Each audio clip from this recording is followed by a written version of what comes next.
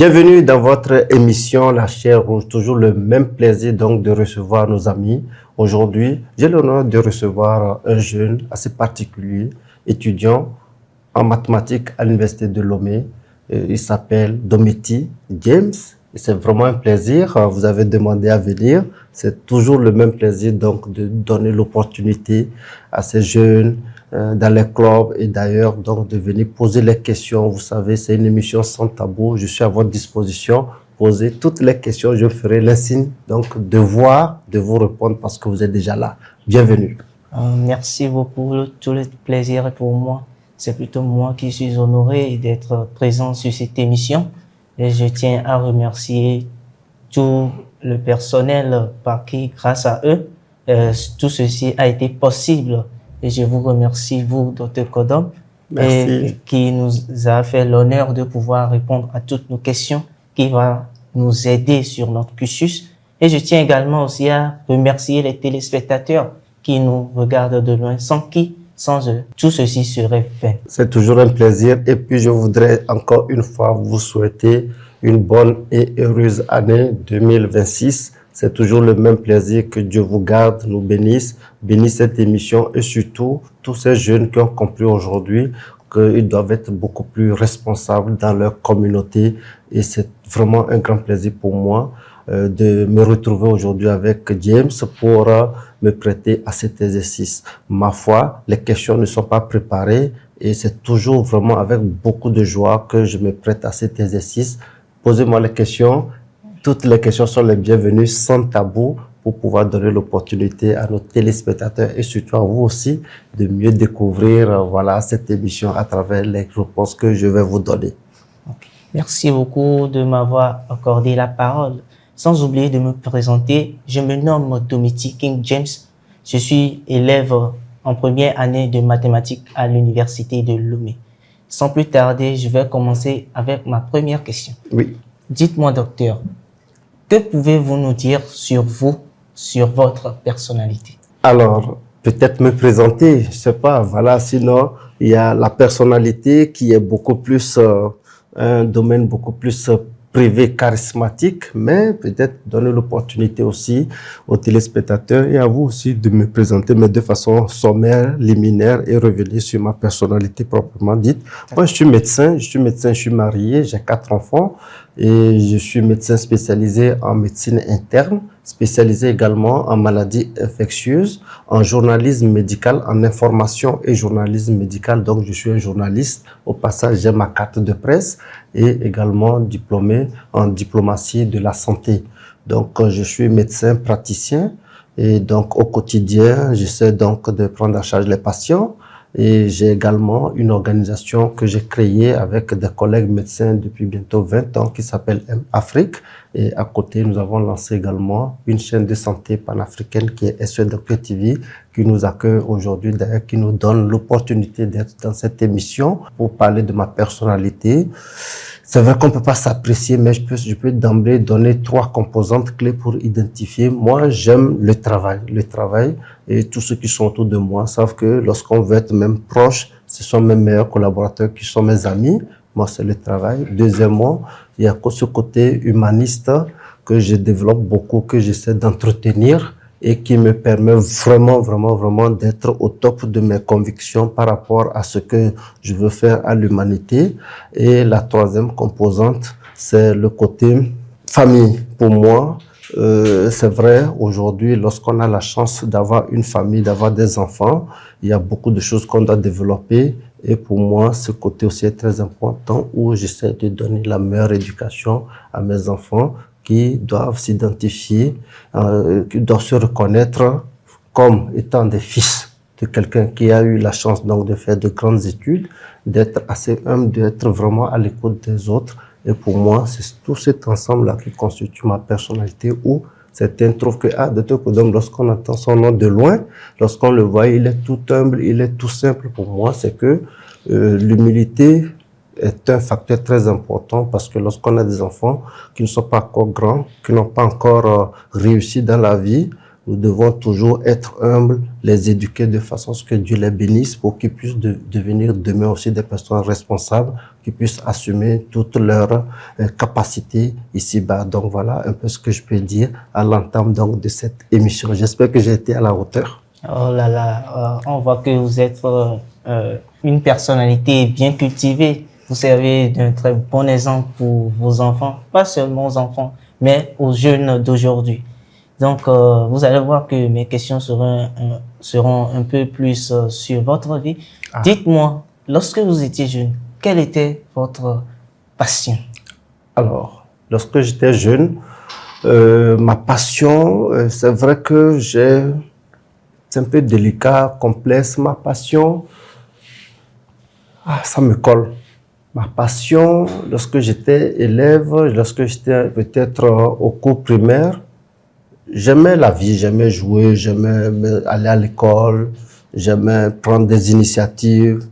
J'étais un leader né, voilà, être responsable de classe, coordonner tout ça. Au collège, je peux dire que j'étais aussi comme ça. Au collège Chaminade, je jouais beaucoup, je faisais pratiquement tous les sports, que ce soit le football, le hand, le tennis de table, et même j'avais la chance donc d'être celui-là qui gardait la clé du local sportif. Donc à l'internat, lorsque voilà les gens doivent jouer, ramasser les ballons, compter les ballons, les jets de maillot, tout ça. Donc j'étais celui-là qui était proche des professeurs de sport, et donc ça m'a permis aussi de travailler donc sur ce côté développement personnel, parce que j'aimais donc être en contact avec les autres, servir les autres, prendre des initiatives.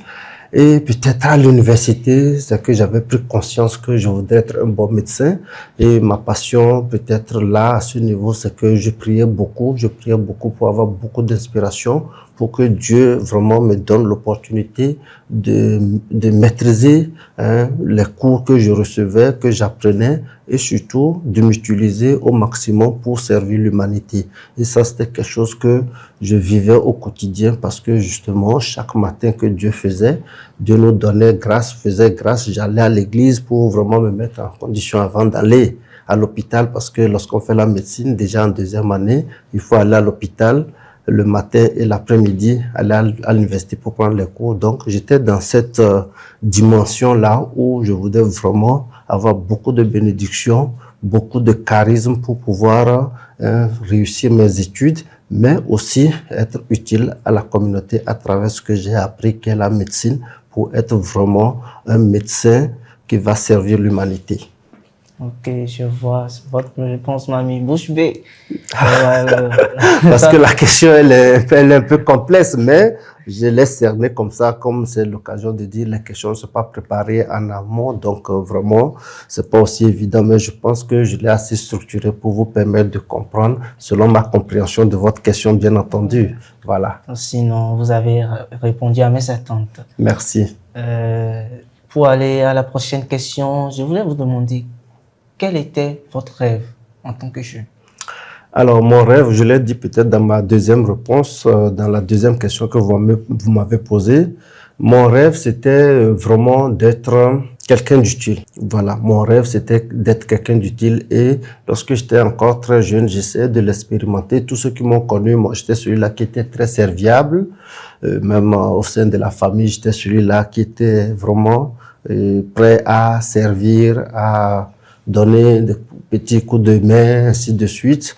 Et donc, c'est quelque chose que je voulais vraiment être, être à l'écoute des autres. Et puis, avec le temps, j'ai compris que je pouvais faire encore mieux en développant des concepts où c'est l'humain qui est au centre. Donc, vous allez voir toutes les initiatives d'ailleurs que j'essaie d'entreprendre. J'essaie de voir qu'est-ce qui peut être bien pour ceux qui sont autour de moi. Voilà. D'accord. Je suis ravi de cette réponse. Sans plus tarder, nous allons aller à la prochaine question. Oui. Je voudrais vous demander, cette question va aussi à l'encontre des jeunes d'aujourd'hui. S'il vous plaît, dites-nous, qu'espérez-vous pour la jeunesse togolaise et africaine? Alors, pour la jeunesse togolaise, je pense qu'à travers les clubs santé que nous avons lancés, c'est-à-dire, vous savez, déjà, lorsque moi j'ai fini mes études, j'ai très rapidement lancé une organisation qui s'appelle EMS Afrique, qui est une organisation, une ONG, au départ qui était une association qui est devenue une ONG aujourd'hui, qui a le statut d'ONG internationale avec des accréditations à l'Union africaine justement et à l'ONU. Et le côté santé qui est mon domaine de prédilection parce que j'ai fait les études médicales à la base, et l'éducation qui était donc ce côté très important aussi qui nous édifie, qui nous amène à avoir des aptitudes. Le côté éducation était un élément très important pour moi avec la jeunesse qui était au centre. Et aujourd'hui, vous comprenez à suffisance qu'avec les clubs santé que nous avons lancés, la jeunesse occupe toute sa place.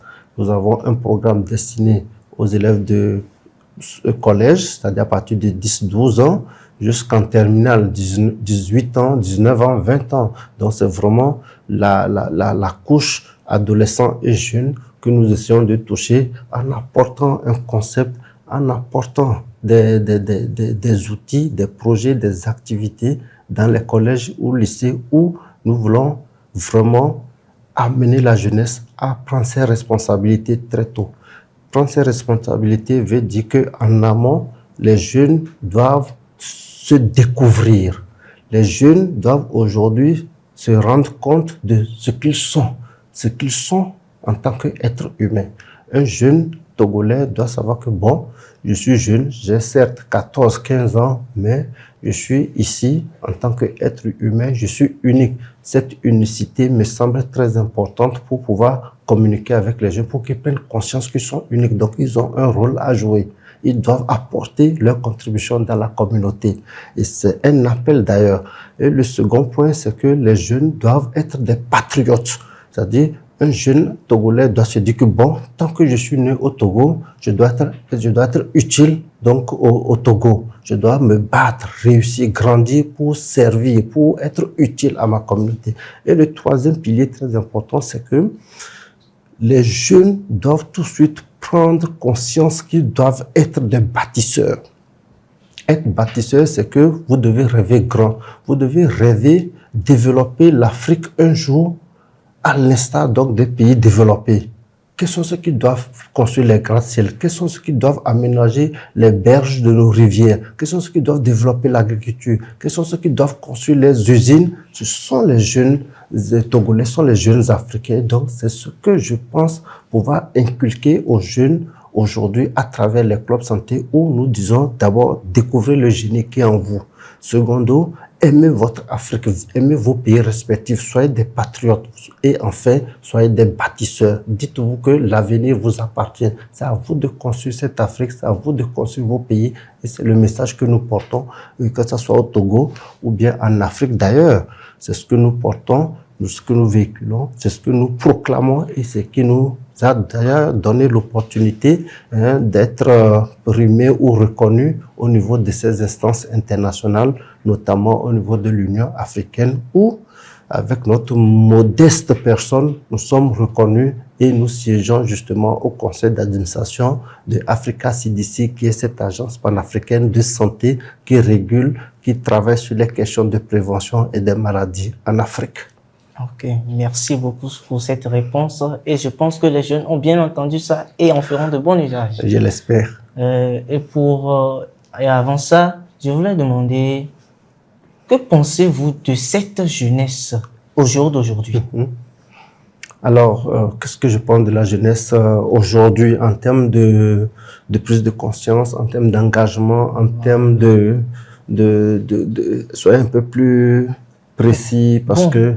Je dirais sur le plan social. Très bien. Alors, pour moi, je pense que la jeunesse africaine, aujourd'hui, lorsqu'on parle de la dividende démographique, on se rend compte à suffisance que l'Afrique est le continent de l'avenir. C'est-à-dire, lorsqu'on voit le nombre de jeunes qu'il y a aujourd'hui en Afrique, dans nos pays, nous ne pouvons qu'être heureux. Nous devons être heureux parce que la main-d'œuvre est là. Nous avons des potentiels bâtisseurs. Donc, nous devons aller discuter, faire confiance à cette jeunesse en leur donnant toute l'assurance que l'avenir, c'est vous. Ce que nous n'avons pas pu construire parce que la plupart de nos pays en Afrique, c'est l'histoire, c'est notre histoire. La plupart de nos pays fêtent aujourd'hui 50 voire 60 ans d'indépendance. Dans la vie d'une nation, 50 ans, 60 ans, c'est très petit. Donc pour moi, la jeunesse aujourd'hui, ces jeunes, lorsque je les vois, ils ont 14, 15 ans, je me projette, je les vois à l'horizon 50 ans à venir. Ils auront 55, 60, 70 ans. Je dis, mais l'avenir va se construire avec eux. Donc, j'ai espoir à la jeunesse africaine, j'ai espoir à la jeunesse togolaise, mais il y a des préalables. Et ces préalables, c'est nous, adultes aujourd'hui, qui devons rassurer cette jeunesse. Leur faire savoir que l'Afrique que nous rêvons, c'est eux qui vont, ou du moins c'est cette jeunesse qui va la construire. Et cette Afrique, elle est là, elle doit s'imposer dans le concert des nations. Et c'est avec cette jeunesse que l'Afrique va vraiment décoller pour pouvoir égaler les autres continents. Parce que nous avons de la main-d'œuvre, cette dividende démographique est à notre avantage et nous devons l'exploiter. Ok, je suis très content de cette réponse et je pense que les jeunes aussi l'ont entendu. Merci. Et ils sachent maintenant que l'avenir de ce pays et de ce continent repose entre leurs mains. Absolument. Et ils sauront quoi faire pour pouvoir développer et bon, pourquoi ne pas dire dépasser ceux des Occidentaux. Absolument. Okay. C'est un challenge, on n'a même pas le choix parce que c'est l'avenir de l'humanité qui se joue ainsi. Soit on avance, ou bien, ben voilà, on nous écrase et puis avec les technologies qui s'imposent à nous, nous serons toujours ridicules. Mais pour moi, c'est que l'Afrique doit avancer avec sa jeunesse et elle doit prendre conscience qu'elle doit s'imposer dans le concert des nations. D'accord. Et je pense que ceci a été entré dans les oreilles de beaucoup de personnes. Merci. Nous entendons parler que vous êtes président d'une association, l'association M-Afrique. Tout à fait. Donc, je voudrais vous demander, que pouvez-vous nous dire sur cette association? Qu'est-ce que c'est alors? Je l'ai dit tantôt, c'est une organisation au départ qui était une association, mais aujourd'hui, elle a vraiment avancé, progressé du statut d'association. Aujourd'hui, nous avons une organisation internationale présente dans 15 pays avec des statuts, c'est-à-dire on est accrédité aux Nations Unies et à l'Union africaine. Et cela montre à suffisance que nous avons donc rempli les critères d'admissibilité et je peux vous assurer que c'est une organisation qui, au départ, je le disais, qui était une organisation de professionnels de santé, mais elle est ouverte à tout corps de métier aujourd'hui. Donc, les enseignants peuvent intégrer, les sociologues peuvent intégrer, les mathématiciens peuvent intégrer, tous les corps de métier. Et qu'est-ce que nous faisons fondamentalement? Nous avons deux grands volets. C'est une organisation qui travaille dans le domaine de la santé et l'éducation. Et notre vision, c'est de promouvoir l'éducation et la santé pour tous en Afrique, avec comme mission d'amener l'hôpital vers les populations dans le volet santé. Et dans le volet éducation, c'est promouvoir l'excellence et l'émulation en milieu scolaire et universitaire. Comment amener les jeunes à prendre conscience dès leur jeune âge que c'est eux qui doivent bâtir l'Afrique à travers l'émulation, à travers la culture de l'excellence. Voilà ce que nous promouvons. Et puis aujourd'hui, nous sommes heureux simplement de vous dire qu'à travers EMS Afrique, il y a cette organisation panafricaine, même internationale, parce que nous avons des branches en Suisse, une branche en Allemagne, une branche en France, aux États-Unis et au Japon, montre à suffisance que nous voulons nous ouvrir pour que nos autres collègues, ceux qui sont de la diaspora, nos autres amis qui sont des Allemands, des Suisses aussi, trouvent un canal par lequel ceux qui veulent aider l'Afrique, ceux qui veulent construire l'Afrique, parce que vous savez, il y a des gens qui sont très ouverts. Et nous voulons servir justement de passerelle pour pouvoir mener des actions de développement pour le bien donc de notre continent, l'Afrique, la mère de l'humanité. Ok, merci beaucoup. Et bon, moi aussi, j'espère pouvoir intégrer cette association. Avec plaisir, avec plaisir, avec plaisir. L'opportunité. Donc, je pense que ceux aussi qui veulent bâtir une Afrique prospère viennent intégrer cette association. Avec plaisir. Donc, sans plus tarder, nous allons enchaîner. Bon, comme tout un chacun de nous, nous avons tous un mentor. Je voudrais vous demander qui est votre mentor et Pourquoi vous inspire-t-il? Alors, honnêtement, un mentor, c'est celui qui vous oriente au quotidien, ou du moins par moment. D'abord, qui vous inspire, qui vous oriente par moment et quotidiennement, quelquefois. À vrai dire, moi, mon mentor, c'est... J'ai pas de mentor. Malheureusement, parce que pour moi, le mentor que j'ai, il est spirituel. C'est le Christ. Voilà. Moi, mon mentor, il est beaucoup plus spirituel parce que j'ai eu la chance de découvrir qu'il y a un Dieu en moi. Et donc, chaque jour, j'essaie de réveiller ce Dieu pour qu'il puisse me guider, pour qu'il puisse me donner l'énergie nécessaire d'avancer. Donc, j'ai pas un mentor, c'est-à-dire quelqu'un aujourd'hui, tous ceux qui me regardent le savent, quelqu'un ne peut pas se lever pour dire que c'est moi qui coach Dr Kodom au quotidien, c'est faux. Il n'y en a pas. Mais par contre, chaque jour, il y a quelqu'un à qui je demande, écoute, aide-moi à être la meilleure version de moi-même. Et c'est spirituel, il est en moi, je le sens, je le vis au quotidien, je suis en contact avec lui et pour moi, c'est lui mon mentor.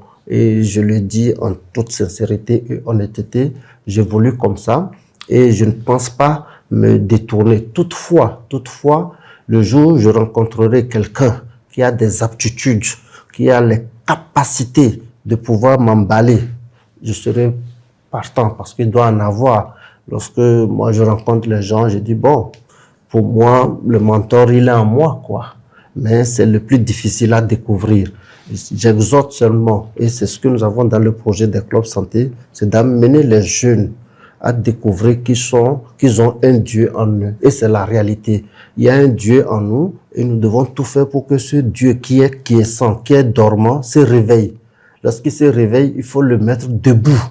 Et lorsqu'il est debout, dites-lui de vous guider. Une fois que vous arrivez à faire cet exercice et vous réveillez donc ce Dieu qui est en vous, vous pouvez être que la meilleure version de ce que vous devez être. Et c'est le plus important. Ceci dit, moi-même, il y a des gens qui viennent avec qui on échange pour cette émission. D'ailleurs, c'est une opportunité. Vous pouvez peut-être m'appeler mentor, entre guillemets. Mais pour moi, c'est que le vrai mentor, il doit être celui-là qui est en vous parce que vous êtes déjà un champion. Vous êtes né parce que, voilà, Dieu a voulu que vous naissiez pour être utile. Vous êtes unique. Vos empreintes digitales montrent à suffisante que vous êtes unique. Donc, vous êtes sacré. Et donc, c'est de faire l'exercice pour découvrir ce Dieu et lui dire, guidez-moi au quotidien pour que je sois la meilleure version de moi-même. Okay. Très merci beaucoup pour votre réponse et votre conseil. Et je vois que vous êtes quelqu'un de très particulier à travers cette émission. Ma prochaine question est ici. Nous suivons l'émission Génie Imhotep, bon, les émissions de champions. Oui, Génie Imhotep. Voilà, Génie Imhotep, le jeu de culture générale en santé. Oui, c'est vrai. Ouais. Et ils représentent chacun leurs établissements. C'est vrai. Dites-nous, après cette émission, l'Académie Génie Imhotep, quelle surprise nous réservez-vous? Alors, d'abord, Génie Imhotep est un pilier. L'Académie Génie Imhotep est un axe stratégique dans les activités prévues au niveau des clubs santé. Donc, très rapidement, je peux vous dire qu'au niveau des clubs santé, qui sont donc mis en œuvre ou bien mis en place dans tous les collèges et lycées du Togo, nous avons 7 axes. Le premier axe, c'est Académie Génie Imhotep, qui est la culture de la santé, la culture générale en santé. Nous avons élaboré des fascicules. Et pour être précis, nous avons élaboré 3 fascicules. Un fascicule pour le collège, niveau collège de 6e en 3e, qui contient 2000 questionnaires, donc questions-réponses. Et au niveau du lycée, nous avons un autre fascicule de 3000 questionnaires, donc 3000 questions, 3000 réponses, pour amener les jeunes à s'intéresser donc aux questions de santé, parce que nous voulons susciter des vocations. Nous voulons que très tôt, ceux qui s'intéressent à cette question, à force de lire ce fascicule, découvrent le monde médical pour pouvoir s'intéresser, afin que nous ayons de bons infirmiers, de bonnes sages-femmes, de bons médecins. Et ça, pour nous, c'est qu'il faut changer de paradigme et ramener ces notions au niveau des collèges et des lycées. Ceci dit, les activités, peut-être je ne vais pas trop décliner les activités compte tenu du temps, mais le deuxième axe stratégique, c'est la vulgarisation des journées mondiales de la santé. vous allez voir que l'OMS, l'Organisation mondiale de la santé, a décliné chaque mois, il y a des journées mondiales. Nous avons pu dépouiller 165 journées mondiales. Nous avons documenté, constitué un fascicule. Et pour nous, en vulgarisant ces journées mondiales, tous les élèves au Togo, de collège en terminale, sous le mât, pourront donc découvrir ces journées mondiales, aller dire, informer leurs parents pour pouvoir augmenter le niveau de vie et surtout apprendre des conseils en lien avec ces journées mondiales pour réduire les maladies, donc agir sur la prévention. Dans ce même axe, nous parlons également aussi de l'EVSS. C'est quoi EVSS? C'est l'éducation aux valeurs et à la santé sexuelle des jeunes et des adolescents. Donc, comment les jeunes, aujourd'hui c'est vrai, les parents ont du mal. Il n'y a pas un parent, d'ailleurs, tous ceux qui nous regardent le savent, c'est difficile à un parent de parler des questions sexuelles à leur fille ou à leur garçon. Et nous avons amené donc ce concept dans les écoles pour former les jeunes entre pairs, entre camarades, aborder ces questions de façon cadrée pour pouvoir donc s'éduquer. Donc, les questions de sensibilisation, de communication, d'éducation sont abordées sur ces thèmes. Et le troisième pilier de cet axe, c'est justement les mauvaises pratiques en milieu scolaire. Vous savez, aujourd'hui, il y a les questions de drogue et puis c'est normal, l'adolescence, les gens veulent se découvrir. Un adolescent, un jeune aujourd'hui de 10 à 15 ans, il veut découvrir son corps. Il y a un changement physiologique qui s'opère, les seins poussent, les poils sortent, il a envie de découvrir. Et donc, il faut trouver un canal pour pouvoir accompagner donc cette transition. Malheureusement, lorsque vous prenez même la médecine telle qu'elle est découpée aujourd'hui, lorsqu'on parle de pédiatrie, c'est de 1 jour jusqu'à 14-15 ans. Mais malheureusement, vous allez voir que, ou bien heureusement, je sais pas trop, à partir de 10 ans, 11 ans, certaines filles aujourd'hui ont les règles. Donc, une fille qui a des règles à 10 ans n'est plus un enfant. Donc, il n'y a pas une catégorie de professionnels de santé de 10 à 14, 15 ans qui s'occupent de cette frange de la population. Et donc, pour nous, c'est très important qu'on apporte donc ces notions dans les écoles pour accompagner donc les jeunes en attendant qu'il y ait de véritables réformes. Le troisième axe, ce sont les productions. Des émissions que les jeunes même vont faire. Donc, pour revenir à votre question, c'est que nous disons que dans les établissements, nous avons beaucoup de choses à apporter à la jeunesse. Les élèves doivent faire des slams, des poèmes, des chansons et nous allons produire et diffuser sur votre télé, SOS Docteur TV, qui est une télé des jeunes. Donc, sur tout le territoire, nous aurons donc à faire des productions. Donc, vous imaginez que en dehors des génies Imhotep, il y a beaucoup d'activités que nous allons faire pour le bien donc des jeunes et des adolescents dans les collèges et lycées du Togo. D'accord. Et j'espère que les téléspectateurs sont rassasiés de chacune des réponses que nous offre le docteur Kodom. Merci. Tout à l'heure, je vais vous poser la question. Ça va plus à l'égard de nos jeunes lycéens et collégiens. Oui. Nous remarquons qu'il y a, disons, un taux d'élèves qui tombent grosses, c'est-à-dire qui deviennent enceintes. Surtout les filles. Oui, surtout les filles du lycée. Et je voudrais vous demander comment peut-on y remédier? Alors, nous pensons que justement à travers les clubs santé, nous voulons éveiller la jeunesse. La jeunesse doit être plus responsable. C'est vrai, on a envie de se découvrir, mais il faut se préserver. Préserver, d'abord, c'est l'abstinence. Deuxièmement, l'utilisation des moyens de prévention, de protection, le condom féminin ou masculin. Et vraiment, pour nous, c'est important de le marteler et surtout amener les jeunes à prendre conscience des conséquences en lien avec les grossesses non désirées que vous avez citées. Parce que quelquefois, sous l'effet donc de la tentation, de l'euphorie, tout ça, des pulsions, on n'arrive pas à appréhender cette dimension-là. Et donc, à travers les clubs santé, les professionnels de santé aujourd'hui, c'est-à-dire les infirmiers, les sages-femmes, les médecins, dans tous les cantons, dans tous les villages où il y a un dispensaire ou bien un centre de santé. Donc, ces médecins, ces professionnels pourront donc venir dans les établissements, discuter avec les élèves et c'est la grande innovation à travers les clubs santé. Et pour nous, ça serait une mesure qui va beaucoup aider les jeunes filles surtout à ne plus tomber enceintes pour pouvoir garantir une bonne scolarité et leur donner la chance de s'épanouir. Voilà ce que je peux vous dire sur la question. Merci beaucoup pour votre réponse et je pense que les jeunes filles ont écouté le message et le très précieux conseil que le docteur Kodom leur a donné. Merci. Maintenant, je vais vous poser La dernière question. Voilà. Quel a été le projet le plus difficile que vous avez réalisé dans votre vie? Alors, le projet le plus difficile, je pense que c'est la dernière question et c'est une question colle aussi. Le projet le plus difficile que j'ai eu à réaliser, peut-être que c'est celui que nous sommes en train de réaliser. J'espère que voilà, j'aurai l'occasion de vous répondre peut-être dans 2, 3, 4, 5 ans, parce que lorsque vous prenez le projet des clubs santé, c'est un projet dans lequel nous avons 4000 clubs que nous pilotons. C'est-à-dire pour la tête d'une ONG, mettre en place un programme qui touche tous les collèges et lycées, tant du public, du privé et du confessionnel, c'est lourd. Et ça, nous le pilotons et c'est avec beaucoup de dextérité et d'engagement. Et j'avoue que c'est pas facile. Et pour moi, c'est un challenge. Et votre question est la bienvenue. J'espère que dans 5 ans, nous allons nous retrouver, faire le bilan pour que les jeunes témoignent que voilà, docteur, le projet que vous avez amené dans nos établissements nous a beaucoup édifié.